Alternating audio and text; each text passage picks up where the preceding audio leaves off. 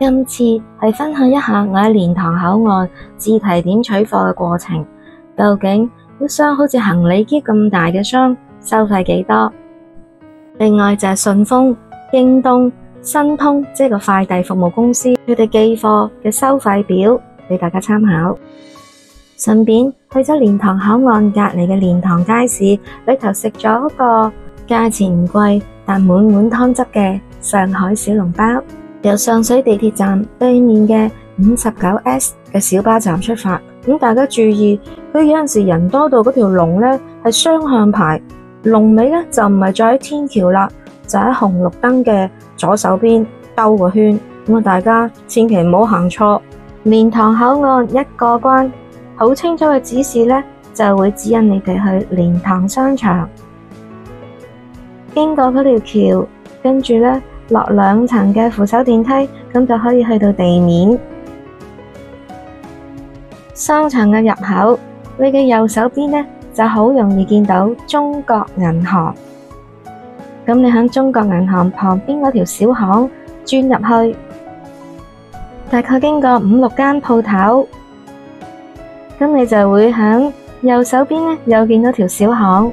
咁你轉入去呢，就會見到我今日要去嘅自提點。就係快遞服務公司新通嘅站。如果唔轉入去呢，直行呢就係順豐快遞嘅位置啦。京東快遞呢就係響呢2間快遞公司嘅轉角位，好容易揾到嘅。今日取貨嘅快遞服務公司，咁你去到呢會見到一個新通快遞，嗰個位置呢就係寄貨。如果大家想參考點樣寄貨呢，就睇返我舊視頻129。旁邊呢度就係取貨嘅地方啦。咁去到嘅時候，我就先打開我嘅淘寶，喺代收貨裏頭揾我呢件貨，然之後查詢嘅物流。咁你就會見到佢有個速遞單號，你將呢個單號顯示俾職員，佢就會幫你攞噶啦。如果你個朋友攞呢，你就可以截圖俾你朋友拎過嚟取件。嗰件貨呢就太大，咁所以呢就唔係擺喺店面，佢就叫我等5分鐘，佢就行去攞我件物品俾我。每間速遞公司呢都有免費 WiFi， 你留意佢牆邊呢都會貼咗佢嘅 WiFi 密碼，佢嘅寄貨嘅價錢、收貨嘅步驟都會好詳細貼喺佢個店鋪兩邊。如果你成日寄貨去蓮塘口岸呢一間快遞服務公司，你可以入佢嘅群組，入咗去之後你可以隨時查詢，佢貨到又會通知你，都幾方便。如果你哋唔鍾意入群，咁你可以留意你淘寶嗰個物流信息，當佢話到咗蓮塘口岸呢，你就可以直接上去蓮塘度攞。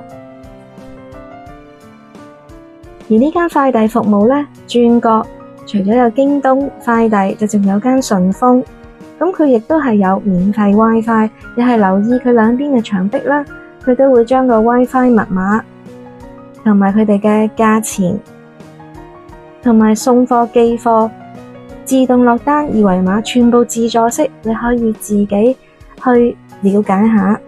咁我發覺呢3間嘅快遞服務公司啲職員都好好㗎，即係你哋唔需要驚話唔識得落，唔識得點樣寄件，佢哋全程呢都會幫你嘅。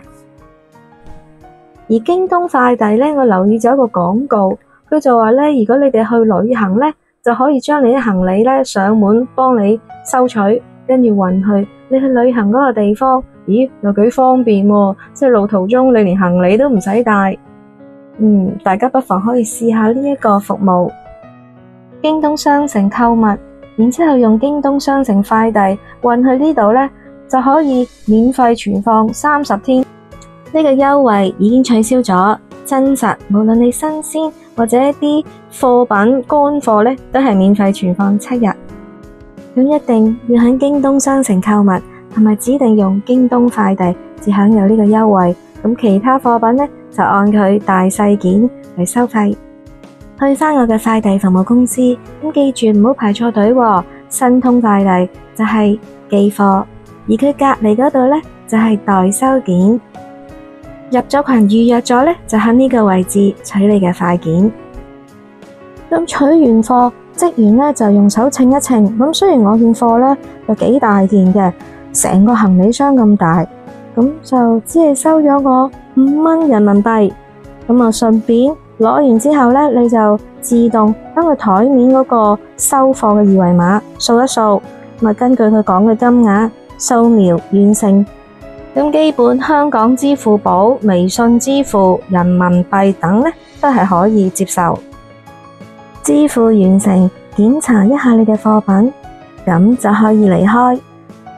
咁啊，臨走之前呢，就去咗商場外邊路口嘅右手邊呢，就係蓮塘街市。咁裏頭新開咗一個蒸包店，開咗幾個月啦。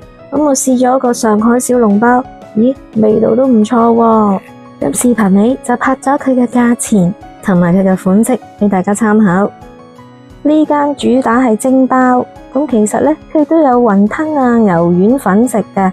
咁我嗰日淨係叫咗5個上海小籠包，咁呢，我覺得好有儀式感咯。雖然食咁少，價錢又唔係貴，佢都開咗壺茶啊，咁啊一套嘅杯碗擺喺度，咁啊俾我享用，我就感覺十分之良好。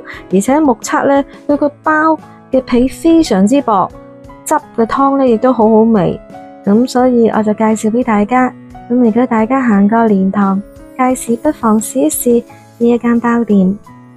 咁總結一下今日攞貨咁非常之方便，就係你可以自己去，又或者你唔得閒嘅，你就可以將你個物流信息裏頭嘅速遞單號影住一幅相，咁去到俾職員睇，佢就會幫你攞件貨品出嚟，咁就會根據佢嘅大細啦、重量而計費。好似頭先個咁大嘅行李車架呢，只係收咗我5蚊。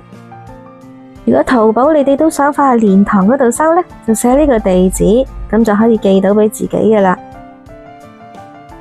好多謝大家觀看嘅視頻，睇下下次有啲咩可以再分享俾大家。我哋下次見啦，拜拜。